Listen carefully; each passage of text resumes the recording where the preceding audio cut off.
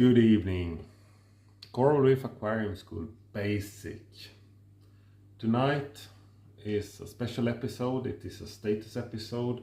It's the fourth of its kind, and this is the status of the tank running since 3 months. It's now 1 hour to the light goes out, so I see on, for instance, the euphilia to the lower left that it has started to retract or let go of some of the water it's been containing during the days. But let's see, where are we with this project? Yeah, I'm still working on finalizing some of the upgrades I had intended or had in mind, and the next one will be to talk about the skimmer.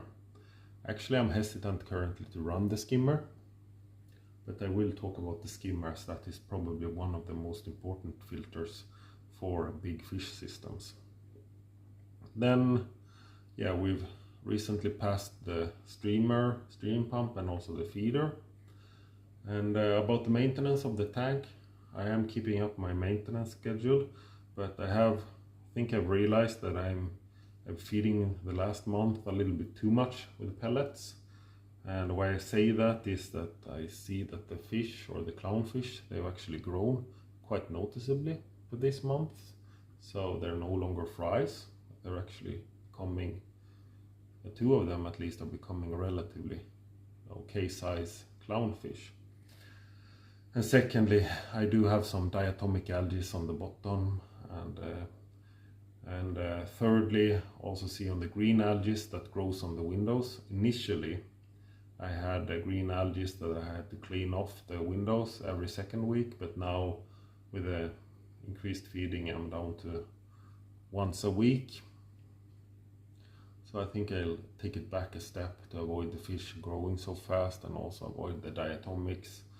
And yeah, all in all, why I've been overfeeding was actually to increase the growth of green algae, but I think I took it a step too far, so I need to take it a step back.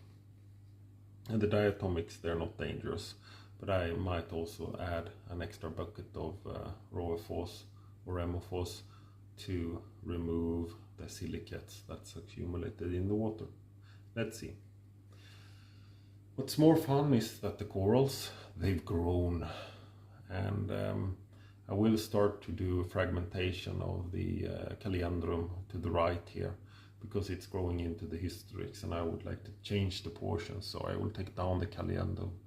But comparing to the first month, it's grown impressively, and that's fun.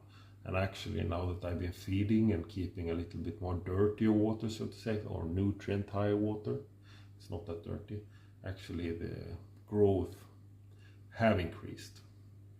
In parallel also, I should say that I changed the lighting a little bit, so I run both of my tanks with the same schedule now, increased intensity to the final step to see what happens on coloration, and that did benefit the growth of the SPS corals. Okay,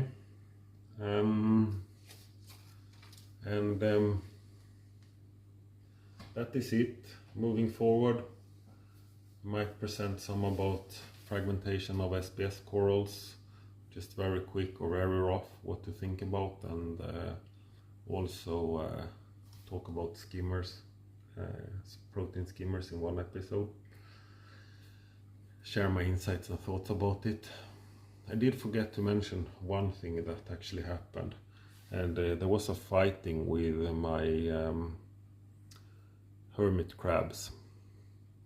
What happened was that this crab took on fight with this crab. He wanted a bigger shell, so he pulled that hermit crab out, and that hermit crab, for some reason, did not like the two other shells that are in the tank, so he went off, and eventually he was killed by another hermit crab, unfortunately, so I couldn't salvage it.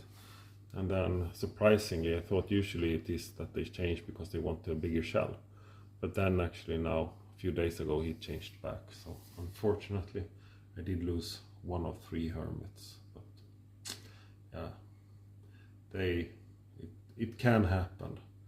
it is predatorial or territorial behavior.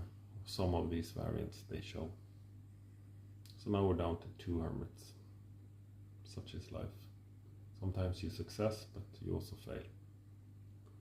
That said, I'd like to thank you for your attention, wish you a pleasant evening, stay tuned, and see you next episode. Bye bye.